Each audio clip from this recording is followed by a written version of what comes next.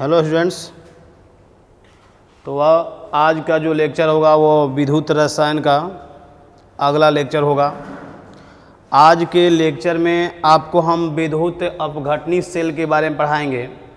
इसके पीछे में आप लोग विद्युत रासायनिक सेल के बारे में पढ़ रहे थे, ठीक है। तो वो ख़त्म हो गया है। लास्ट जो लेक्चर था उस लेक्चर में आपको हम बताए थे इसके जो लास्ट लेक्चर था उसमें आपको बताया गया था विद्युत रासायनिक श्रेणी क्या होता है, यानी कि ईएमएफ श्रेणी के बारे में। ध्यान दीजिएगा, अगर आप लोग ईएमएफ श्रेणी यानी कि विद्युत रासायनिक श्रेणी अगर याद नहीं किए हैं तो आप लोग उसको याद कर लीजिएगा, क्योंकि उसी से संबंधित यह लेक्चर होगा। अगर आप लोग को विद्युत रासायनिक श्रेणी याद नहीं है यानी ईएमएफ श्रेणी, तो फिर ये लेक्चर आपको समझने में दिक्कत होगा, ठीक है। तो आइए हम चलते हैं अपने टॉपिक पर, और आज का टॉपिक स्टार्ट होगा विद्युत अपघटनी सेल, ठीक। आइए मेरे साथ हेडिंग लिखेंगे और माइंड आप लोग बोर्ड पर रखेंगे, नहीं तो थोड़ा सा भी अगर इधर उधर करेंगे तो फिर बाउंस कर जाएगा। चलिए, विद्युत अपघटनी सेल, जिसमें आप विद्युत अपघटन के बारे में देखेंगे कि विद्युत अपघटन होता क्या है। ध्यान दीजिएगा, कुछ लोग इसको विद्युत अपघटन बोल देते हैं, इसको भी विद्युत अपघटनी सेल, तो कुछ लोग इसको विद्युत के जगह पर ये लिख देंगे विद्युत अपघटनी सेल। तो उससे घबराने की बात नहीं है, आप लोग इतना तो समझदार हो गए होंगे अब, तो उससे घबराने की बात नहीं है। यह भी आपको पता होगा या नहीं पता है तो आप समझ लीजिए कि विद्युत अपघटनी सेल, इसके पीछे कौन था? विद्युत रासायनिक सेल। तो आपको ध्यान होगा या नहीं होगा, देखिए विद्युत रासायनिक सेल में रासायनिक ऊर्जा विद्युत ऊर्जा में बदलता था, और यहाँ पर विद्युत ऊर्जा रासायनिक ऊर्जा में बदलेगा। आइए समझाएंगे आपको। फिलहाल आपको हम लिख दे रहे हैं कि विद्युत अपघटनी सेल में विद्युत ऊर्जा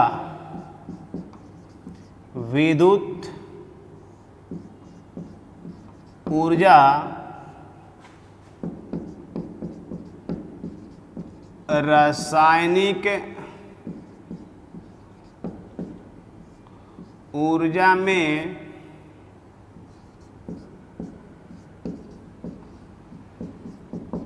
परिवर्तित होती है, ठीक है। क्लियर है यहाँ तक? एक बात और देखिए, दोनों में विद्युत रासायनिक सेल और विद्युत अपघटनी सेल में क्या अंतर है आपको बताए थे शुरू में ही, कि विद्युत रासायनिक सेल में एनोड और कैथोड दोनों अलग अलग कंटेनर यानी कि बेसल में होता है, बर्तन में। एक बर्तन में एनोड तो दूसरे बर्तन में क्या रहेगा? कैथोड। लेकिन विद्युत अपघटनी सेल में नहीं है। विद्युत अपघटनी सेल वही है जो आप लोग 10th क्लास में पढ़े होंगे। दोनों इसमें एनोड और कैथोड दोनों एक ही बर्तन में होता है, समझ रहे हैं। तो दोनों अगर एक ही बर्तन में होगा तो वैसे सेल को विद्युत अपघटनी सेल बोलेंगे, और अगर दोनों अलग अलग बर्तन में होगा तो उसको विद्युत रासायनिक सेल बोलेंगे, समझ रहे हैं। जैसे आपका इन्वर्टर का बैटरी है तो उसमें यही है, विद्युत रासायनिक सेल है वो, समझ रहे मेरी बात है। तभी ना लाइन कटता है तो बैटरी के अंदर में क्या हो रहा है? रिएक्शन हो रहा है ना। तो रिएक्शन होगा तो क्या होगा? उसमें रासायनिक ऊर्जा होगा, और रासायनिक ऊर्जा जब वहीं लाइन कटता है तो विद्युत ऊर्जा में परिवर्तित हो जाता है, समझ रहे हो। तो ये है, यहाँ पर नहीं, यहाँ पर आपको विद्युत ऊर्जा इसमें देना पड़ेगा, समझ रहे मेरी बात। इसमें विद्युत ऊर्जा आपको देना पड़ेगा और तब इसमें रासायनिक ऊर्जा आपको बनेगा। वहीं यहाँ पर दे रहा है कि विद्युत ऊर्जा रासायनिक ऊर्जा में परिवर्तित होता है, समझ रहे मेरी बात है? क्लियर है? चलिए आइए इसको मिटा दे रहे हैं। देखो आपको हम बोले हुए हैं कि इसमें क्या होता है कि इसमें एनोड और कैथोड दोनों एक ही वेसल में होगा। समझते रहना ध्यान से, विद्युत अपघटनी सेल को दोनों एक ही बर्तन में होता है। कर दिए। अब आपको करना क्या है, इसमें यह ऐसे काम करेगा नहीं। जब तक आप इसमें विद्युत धारा नहीं देंगे तब तक यह कुछ नहीं करेगा, ऐसे ही स्थिर रहेगा। तो इसमें विद्युत धारा देने के लिए हम यहाँ पर एक सेल को, बैटरी को लगा दे रहे हैं। जोड़ दिए। ये बैटरी है। क्या इस बैटरी का संकेत आपको पता है? पढ़े हुए हैं 9th 10th में। इस बैटरी का संकेत आपको पता है? नहीं पता है तो देखिए, ये जहाँ पर ये बड़ा दिया हुआ है, एक बड़ा है और एक छोटा है। तो बड़ा देने का मतलब यहाँ का विभव ज़्यादा है, ज़्यादा है मतलब प्लस है। और ये छोटा है, छोटा का मतलब यहाँ का क्या है? कम है। तो कम है तो उसको क्या देंगे हम? माइनस लिखेंगे। अब देखो ये प्लस ले जुड़ा हुआ है, तो ये वाला इलेक्ट्रोड जब प्लस ले जुड़ा है तो हम इसको बोलेंगे प्लस। मेरी बात समझ में आ रही है?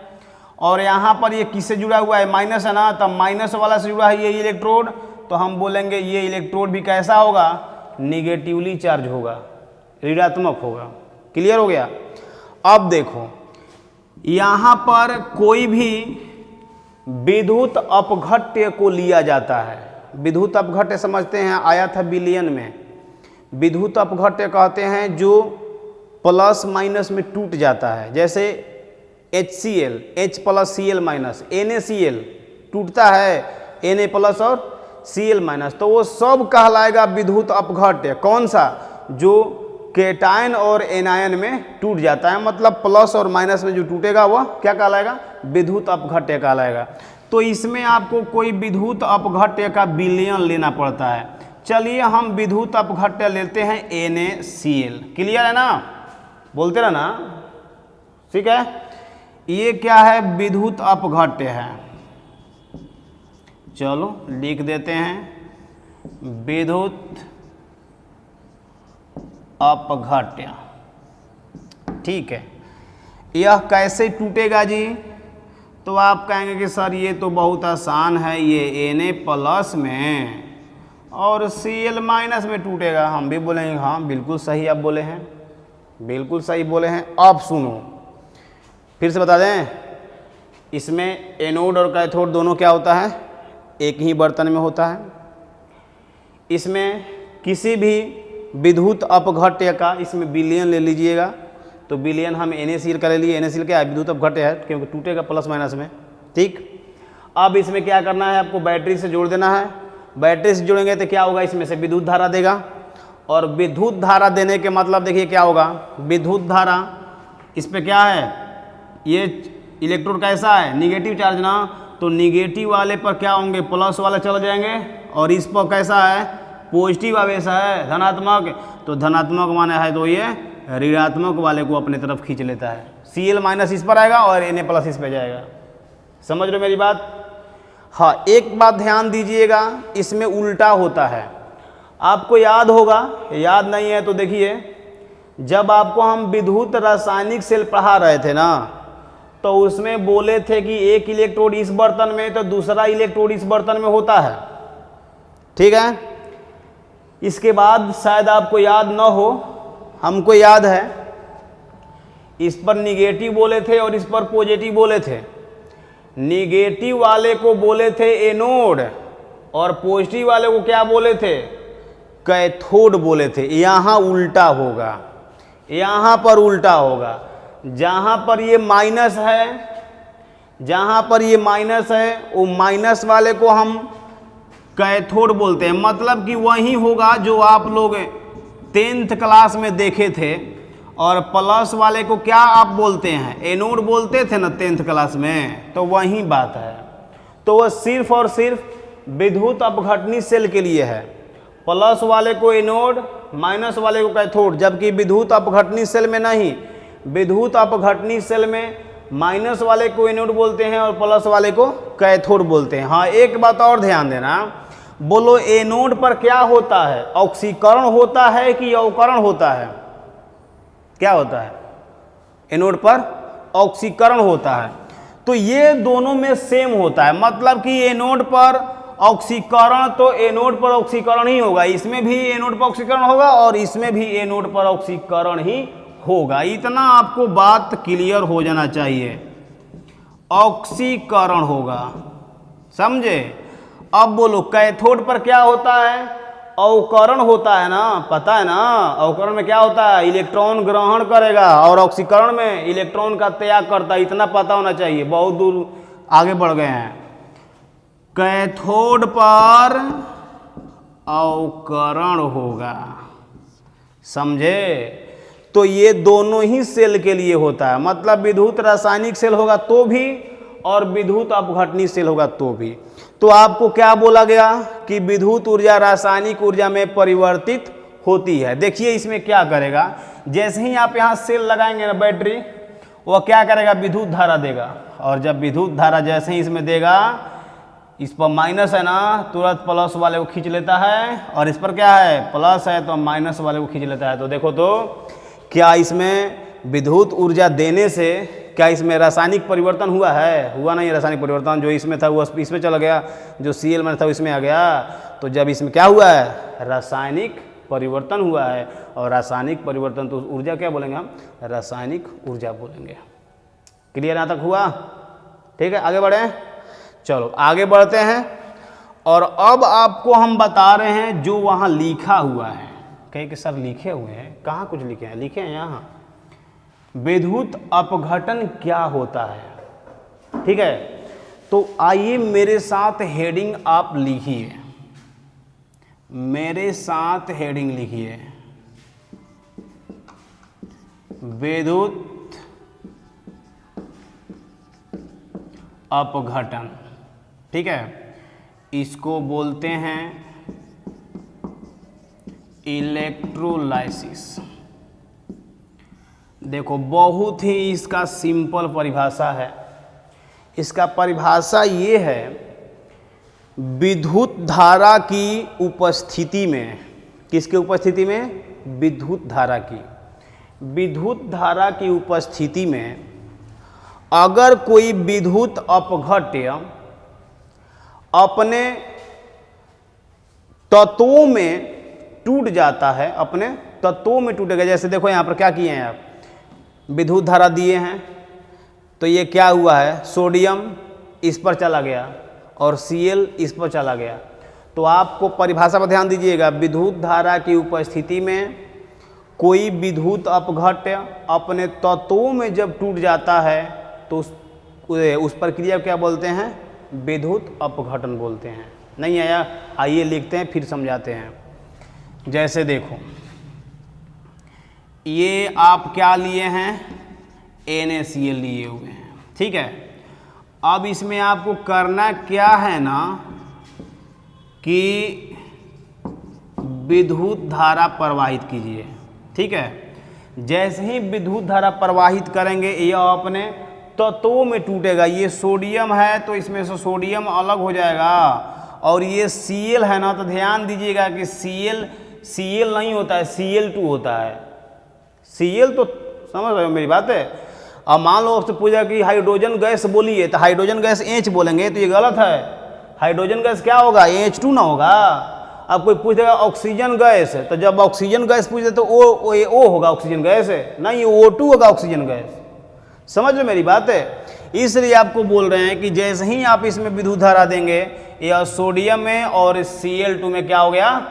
अलग हो जाएगा। हाँ, संतुलित करना है तो भाई इतना आपको आना चाहिए। यहाँ पर Cl 1 है, यहाँ पर 2 है, तो यहाँ पर हम ऐसे हाफ लगा देंगे, अब इतना आना चाहिए। तो देखो तो विद्युत धारा प्रवाहित करने से क्या विद्युत अपघट्य अपने अवयवी तत्वों में टूट गया? टूट नहीं गया। Cl Na अलग हो गया, Cl अलग हो गया। तो हम इसको प्रक्रिया को क्या बोलेंगे? हम विद्युत अपघटन बोलेंगे। क्लियर हुए यहाँ तक? चलो आओ लिखो मेरे साथ, मेरे साथ लिखिए विद्युत धारा की उपस्थिति में, विद्युत धारा की उपस्थिति में विद्युत अपघट्य, विद्युत अपघट्य अपने अवयवी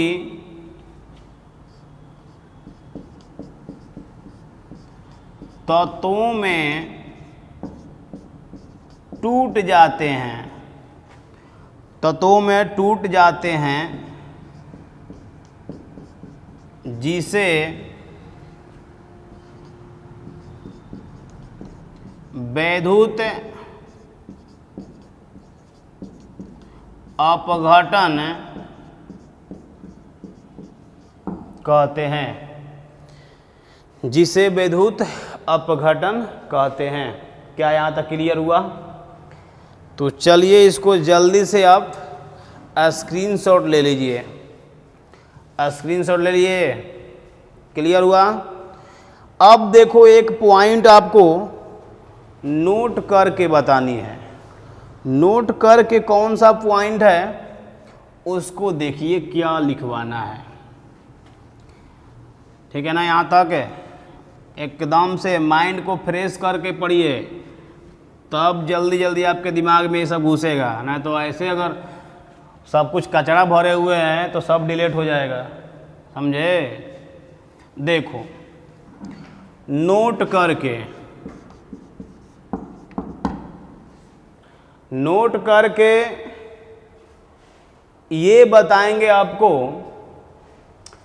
कि विद्युत अपघटन का जो प्रक्रिया है वह तभी हो सकता है जब विद्युत अपघट्य जलीय अवस्था में या पिघला हुआ अवस्था में हो।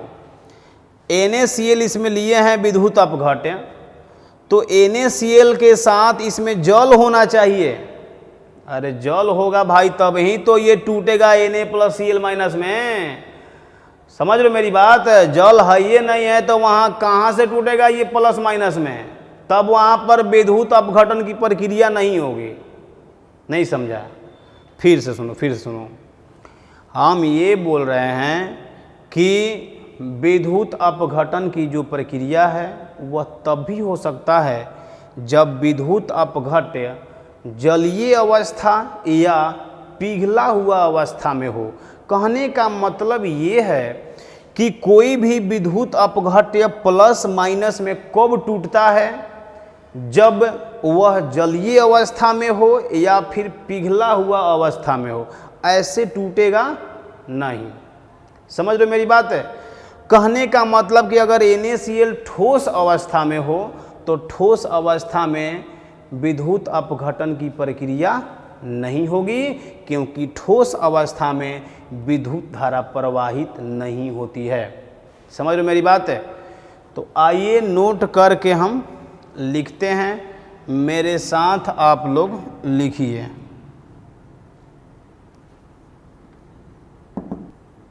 लिखेंगे यहाँ पर विद्युत अपघटन की प्रक्रिया, विद्युत अपघटन की प्रक्रिया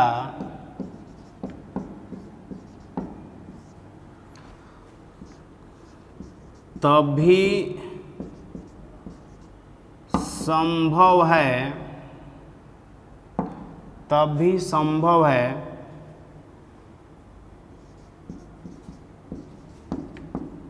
जब विद्युत अपघट्य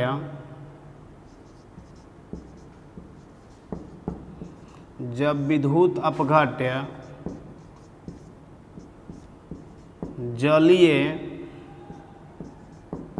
या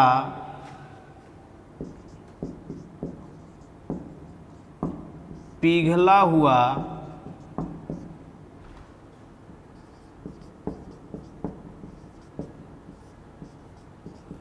अवस्था में हो,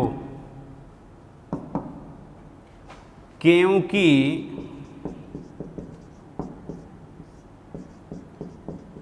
ठोस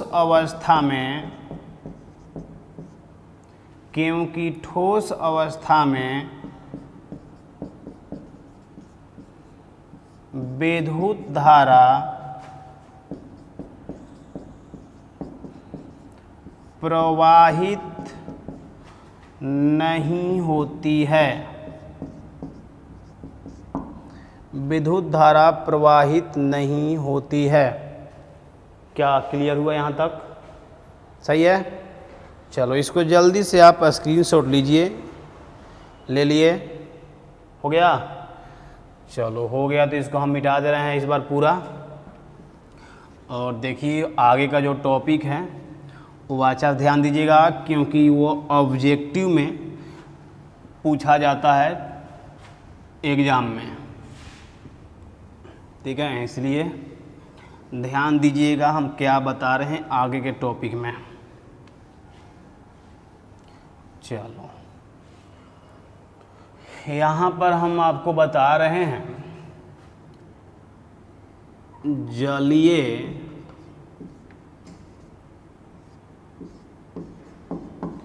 CuSO4 का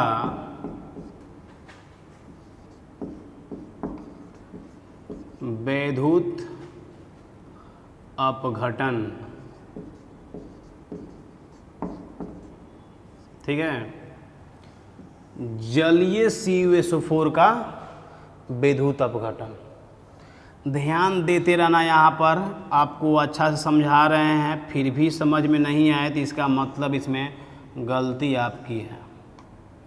विद्युत अपघटन करने के लिए आपको बोले हैं कि इसमें दोनों इलेक्ट्रोड एक ही बर्तन में होता है, क्योंकि आप पढ़ रहे हैं कौन सा? विद्युत अपघटनी सेल। इसके बाद आपको बोले थे कि इसमें विद्युत धारा देने के लिए एक सेल लगाया जाता है, बैटरी। यह भी आपको बोल दिए कि ये बड़ा वाला संकेत का मतलब यहाँ का विभव ज़्यादा है, तो ये प्लस है, तो ये रॉड क्या हो जाएगा? पॉजिटिवली चार्ज हो जाएगा। यहाँ पर विभव कम है, छोटा साइन है ना, इसका मतलब ये छड़ निगेटिवली चार्ज होगा। ठीक, इसमें आपको क्या कह रहा है?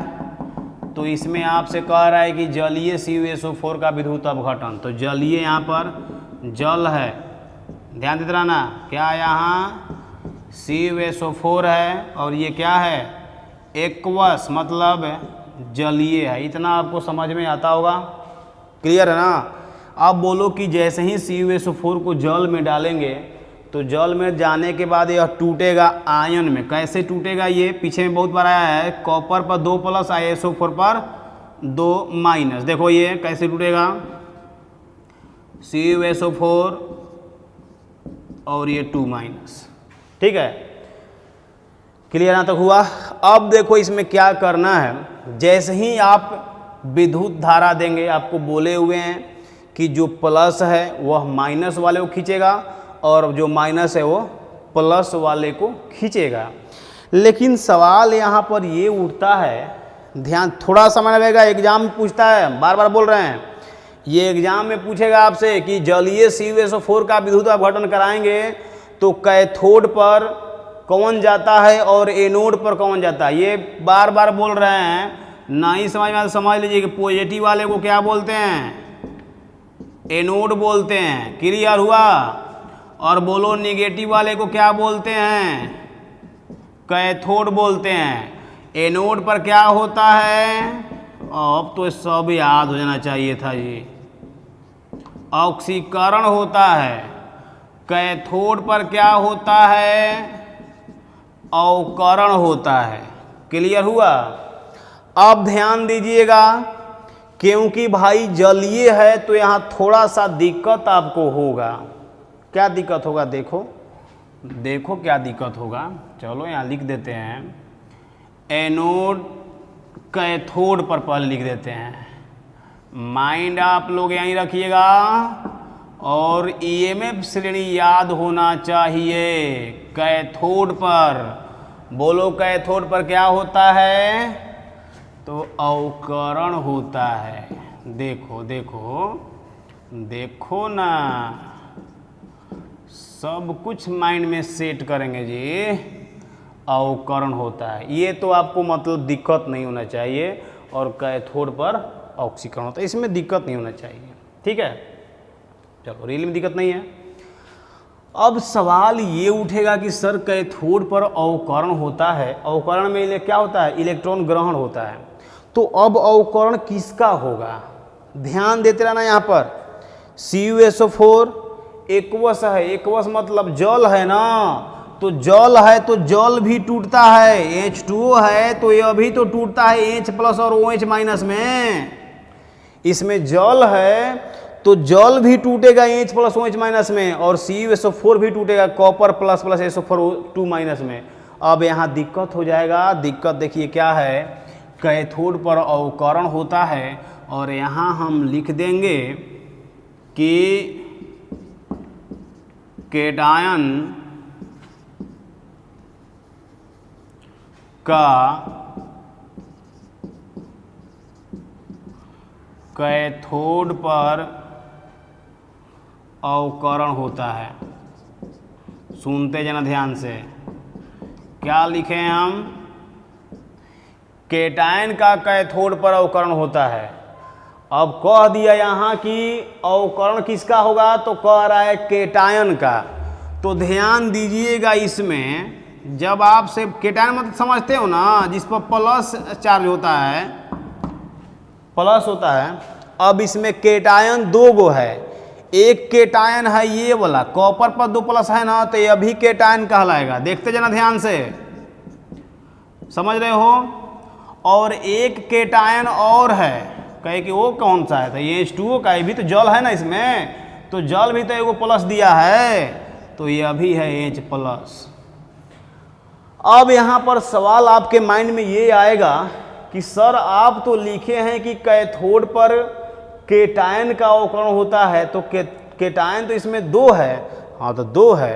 अब आपके माइंड में ये बात आना चाहिए कि भाई इस दोनों में से अवकरण होगा किसका, क्योंकि दोनों लोगों में से कोई एक ही लोग कैथोड पर जाएंगे। समझ रहे हो?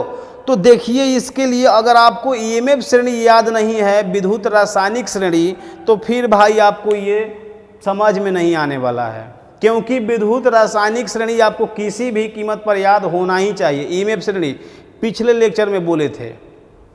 ठीक है, तो देखो, उस केटायन का अवकरण होता है जिसका मानक अवकरण विभव ऊंच होता है। कहे कि सर ऊंच होता है? हाँ, ऊंच। देखिए कहाँ लिखें, देखो यहाँ लिख देंगे।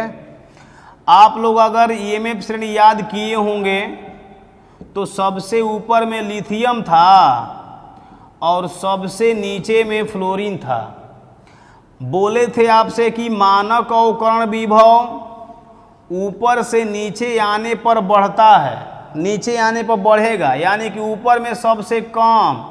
तो आपको बोले थे कि लिथियम का 3.05 वोल्ट होता है और फ्लोरीन का सबसे ज़्यादा, क्योंकि बढ़ता है नीचे की ओर ना, तो इसका प्लस 2.85 वोल्ट होता है। सुनते जाना ध्यान से।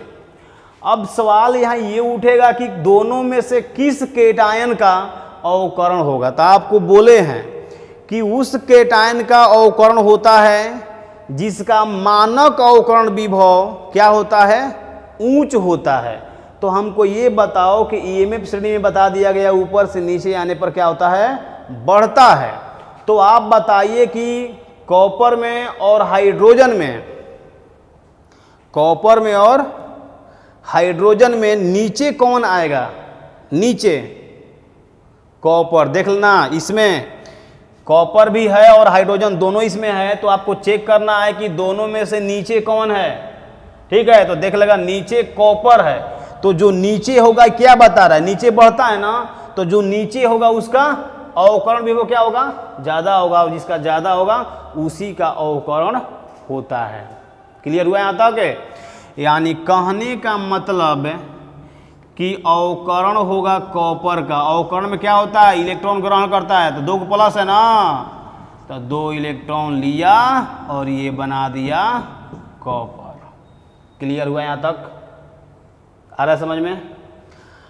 अब आ रहे हैं एनोड पर। एनोड पर समझे? बोलो एनोड पर क्या होता है? क्या होता है जी? ऑक्सीकरण ना? नहीं, क्या समझ में आ रहा है जी? बोल नहीं रहे हो? अच्छा से माइंड कूल रह के पढ़ाई कीजिए, तब दिमाग में ये सब जाएगा। और रिवीजन करते रहिए, खा कर सोइए नहीं केवल। तो एनोड पर क्या होता है? ऑक्सीकरण होता है। अब ऑक्सीकरण किसका होगा? तो देखिए, एनोड पर एनायन का ऑक्सीकरण होता है। ये बोलने को तो बोल दिया कि एनोड पर एनायन, एनायन समझते हो ना, जिस पर माइनस होता है ऋण आवेश, और केटायन मतलब जिस पर धन आवेश होता है प्लस, इतना पता होना चाहिए। एनोड पर एनायन का ऑक्सीकरण होता है, तो एनायनो भी 2 गो है। एक है SO4 पर 2 माइनस है, एगो OH, दोनों तो एक ही में है ना। तो देखिए यहाँ पर फिर आप फंसेंगे। एनायन, तो एनायन 2 गो है, SO4 पर 2 माइनस और OH माइनस। अब भाई फिर सवाल यहाँ उठेगा कि ठीक है, आप कह रहे हैं तो हम मान लेते हैं एनोड पर ऑक्सीकरण होता है, और ये भी आप बोल दे रहे हैं कि एनायन का होता है। चलिए एनायन का होता है, तो सर एनायन तो इसमें 2 गो है, सर हम दोनों में से कैसे पहचानेंगे? तो बताए थे आपको कि उस केटायन का होता है जिसका मानक अवकरण विभव ऊंच होता है। कैसे पता चलेगा? तो ईएमएफ श्रेणी से। अगर याद रहेगा आपको तो पता लगेगा, याद अगर नहीं है तो आपके लिए बस की बात ये नहीं है पहचान पाना। क्लियर है? और ऑब्जेक्टिव में पूछेगा इसको। यहाँ पर SO4 2 माइनस और OH माइनस, तो बोलेंगे आपको कि उस एनायन का ऑक्सीकरण होता है जिसका मानक अवकरण विभव निम्न होता है। कहे कि सर निम्न होता है, तो ये और ये देखिएगा, ईएमएफ श्रेणी जो हम लिखवाए हैं उसमें न तो ये है और न ही ये है, दोनों में से कोई उसमें नहीं है। तो कहेगी सर तब हम कैसे बताएंगे? सर आप तो पूरा बता ही नहीं रहे हैं। आप कह रहे हैं कि ईएमएफ श्रेणी याद कर लो, और याद कर रहे हैं तो ये तो दोनों उसमें है नहीं। तो फिर हम कैसे जानेंगे कि दोनों में से मानक अवकरण विभव किसका कम है? जिसका कम होगा उसी का ऑक्सीकरण होगा, और जिसमें केटायन वाले में जिसका ज़्यादा होगा उसका अवकरण होगा। यहाँ ज़्यादा वाले का, यहाँ कम वाले का। लेकिन सवाल ये उठता है कि यहाँ तो आप बता देंगे क्योंकि ईएमएफ श्रेणी में दोनों है, और इसमें कैसे बताएंगे क्योंकि दोनों में से तो कोई ईएमएफ श्रेणी में है ही नहीं है। सवाल आएगा ना? एकदम मेरे साथ बने रहिए, इसको जल्दी से आप स्क्रीनशॉट लीजिए और उसके बाद आपको बता रहे हैं कैसे बताएंगे। हो गया? एकदम माइंड सेट रखिए, देखो ना कैसे समझा रहे हैं। माइंड आप लोग रखिएगा तब तो यहाँ पर है, माइंड ही नहीं रख रहे हैं तो कहाँ समझ में आएगा? रखे हैं, अच्छी बात है। देखो अब मान लो कि ईएमएफ श्रेणी में नहीं है, तो भाई उसके लिए क्या करेंगे? हम अलग से लिख देंगे SO4 2 minus, NO3 minus, OH minus, Cl minus, Br minus और I माइनस। देखिए इसको हम अलग से लिखवा दे रहे हैं, ठीक है ना। मानक अवकरण विभव घटते क्रम में, मानक अवकरण विभव घटते क्रम में, घटते क्रम में इसको सजाना है। ठीक है, तो बताइए तो घटते क्रम में यहाँ पर क्या दिया है, SO4 पर 2 माइनस और OH माइनस 2 दिया है। बताओ तो दोनों में से किसका कम है, तो कह रहा है घटते क्रम में।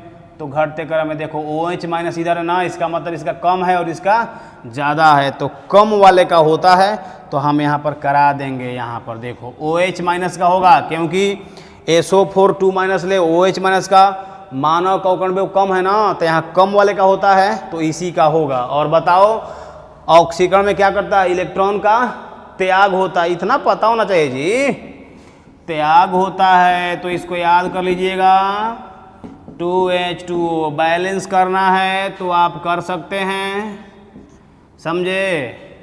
और प्लस होता है 4 इलेक्ट्रॉन, बैलेंस करने के लिए देख लीजिए, मिला लीजिए।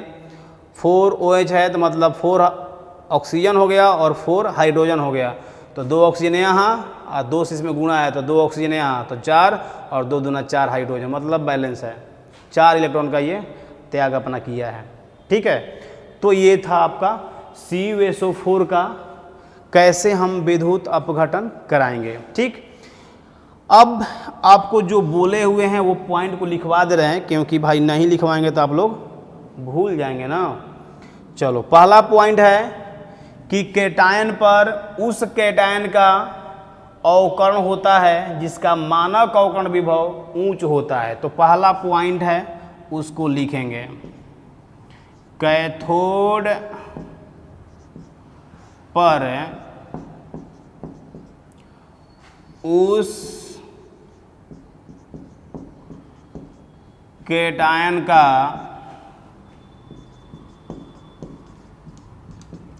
अवकरण होता है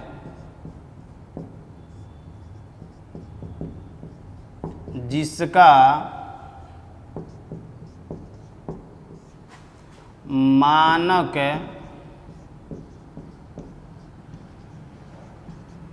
अवकरण विभव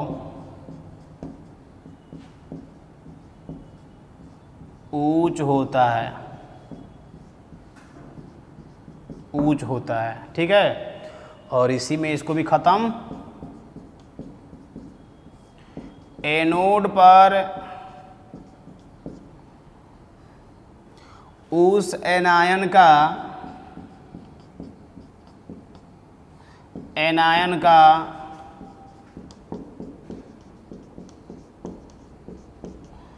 ऑक्सीकरण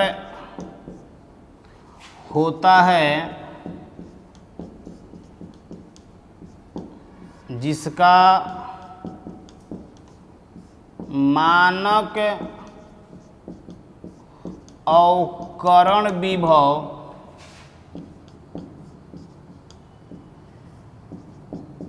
निम्न होता है। ठीक है,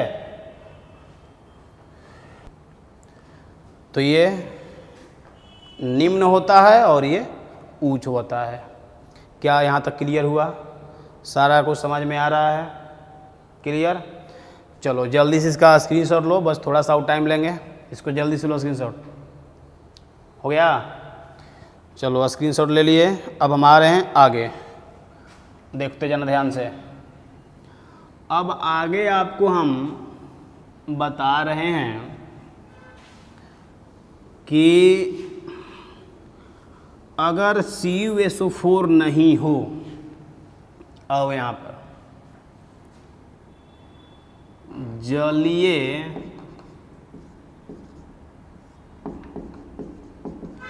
NaCl का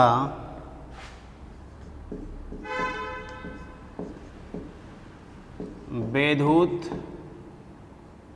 अपघटन,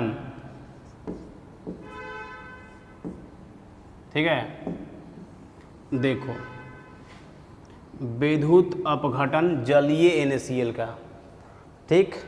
तो देखो सेम टू सेम इसमें यही है, फिर इसमें क्या है, जल भी है। जैसे NaCl है, सुनते जाना ध्यान से, तो यह भी टूटेगा Na+ और Cl- में, और जलीय है इसका मतलब इसमें जल भी है, तो जल भी तो टूटता है H+ और OH- में, ठीक है।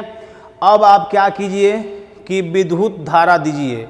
तो जब इसमें विद्युत धारा देंगे तो आपको बोला गया कि कैथोड पर अवकरण होता है। देखो इसी में चेंज कर देंगे हम, कैथोड पर अवकरण होता है। तो अवकरण किसका होगा? कैटायन का कैथोड पर अवकरण होता है। तो इसमें देखो कैटायन दो है, एक Na+ और एक H+। तो इसमें कैटायन दो है, एक H+ है और एक Na+ है। अब सवाल यहाँ ये उठेगा कि Na+ और H+ में दोनों में से किसका अवकरण होगा, क्योंकि कैथोड पर कैटायन का अवकरण होता है। तो कैटायन दो गो है, एक Na+ और एक H+। अब दोनों में से किसका होगा? तो आपको पॉइंट देकर यहाँ लिखवाए थे कि उस कैटायन का होता है जिसका मानक अवकरण विभव ऊंच होता है। तो ऊंच कैसे पता चलेगा? ये EMF श्रेणी से इसमें कौन सा नीचे है? सोडियम और हाइड्रोजन में नीचे कौन है? क्योंकि नीचे आने पर बढ़ता है, समझ रहे हो? तो नीचे देखिएगा हाइड्रोजन इसमें नीचे है, देख लेना, अगर याद होगा तो देख लीजिएगा, हाइड्रोजन नीचे है। यानी कि हाइड्रोजन का क्या होगा? अवकरण। अवकरण में क्या होता है? इलेक्ट्रॉन ग्रहण करेगा। तो ये H+ है, इलेक्ट्रॉन का ग्रहण किया, ये बना देगा H2 हाइड्रोजन, H2 होता है ना। अब इसको संतुलित करना है तो दो हाइड्रोजन है तो यहाँ पर दो लगा देंगे। देखो तो क्या यहाँ पर इलेक्ट्रॉन ग्रहण किया है? ग्रहण किया नहीं, दो इलेक्ट्रॉन ग्रहण किया है तो बना दिया, समझे? अब देखो यहाँ पर एनोड पर ऑक्सीकरण होता है। ऑक्सीकरण किसका होगा? तो यहाँ लिखा हुआ है एनोड पर एनायन का ऑक्सीकरण होता है। तो एनायन दो है, एक है OH- और एक है Cl-। फिर आपसे यहाँ सवाल उठेगा कि अब बताइए कि एनायन में दोनों में से किसका ऑक्सीकरण होगा, ठीक है? तो आपको क्या बोले हैं कि उस एनायन का होता है जिसका मानक अवकरण विभव क्या होता है? निम्न होता है। तो निम्न होता है तो कैसे पहचानेंगे? क्योंकि भाई Cl- तो इसमें देखिएगा, Cl तो इसमें है लेकिन OH- इसमें नहीं है EMF श्रेणी में। तो उसके लिए आपको अभी यहाँ लिखे थे, तुरंत यहाँ लिखे थे, क्या लिखे थे याद है? नहीं लिखे थे, SO4 इसके बाद NO3 OH Cl- ऐसे किए थे घटते हुए, अभी लिखे थे। तो किसका कम होगा? तो जिसका मानक अवकरण विभव निम्न होगा। तो निम्न किसका है? SO4 NO3 OH Cl। निम्न किसका है जी? घटता है ना, इसका Cl- का निम्न है। तो जब Cl का निम्न है तो इसी का होगा, और इसी का होगा तो करा दीजिए। इसमें करना क्या है जी? Cl है माइनस, इलेक्ट्रॉन का त्याग करेगा तो ये Cl2 बनेगा, और दो इलेक्ट्रॉन बैलेंस करना होगा तो दो दे दीजिएगा, ठीक है? ये कितना सर कैसे आप कर दे रहे हैं? देखो तो Cl- है ना, क्लियर हुआ? तो Cl- क्या होगा? इलेक्ट्रॉन, Cl2 ना होगा। अरे भाई इलेक्ट्रॉन को क्या करता है? ये त्याग करता है। तो जब इलेक्ट्रॉन को त्याग करेगा तो ये Cl2 होता है, ये इसका असली रूप है, समझ रहे हो? अब देखो तो एक माइनस है और यहाँ पर कितना है? 0 है ना, समझा? बैलेंस करना पड़ेगा आपको। यहाँ पर Cl2 2 है तो यहाँ पर 2 दे दीजिएगा, ठीक है? एक Cl पर 1-, दो Cl पर 2-, और 2- यहाँ पर 0 है। तो कितना इलेक्ट्रॉन का चेंज हुआ है? 2 इलेक्ट्रॉन का, नहीं समझा? यहाँ पर एक Cl पर 1-, दो Cl पर 2-, 2- और यहाँ पर क्या है? 0 है। तो कितना का परिवर्तन हुआ? 2 का। तो यहाँ पर 2 इलेक्ट्रॉन लिख देंगे, समझ रहे हो? तो ये हो गया आपका ऑक्सीकरण, क्योंकि इलेक्ट्रॉन का इसमें त्याग हुआ है। तो इस तरह से आप पता लगा सकते हैं कि किस कैटायन का होगा कि एनायन का होगा। कैथोड पर अवकरण होता है, एनोड पर ऑक्सीकरण होता है। ये पता कैसे चलेगा? EMF श्रेणी से, जो कि पिछले लेक्चर में आपको बता दिया गया है, ठीक है? तो चलिए आज के क्लास में हम यहीं पर ब्रेक लेते हैं, मिलेंगे आपसे हम अगले टॉपिक में। तब तक आप लोग इसको जल्दी से स्क्रीनशॉट ले लीजिए, ठीक है?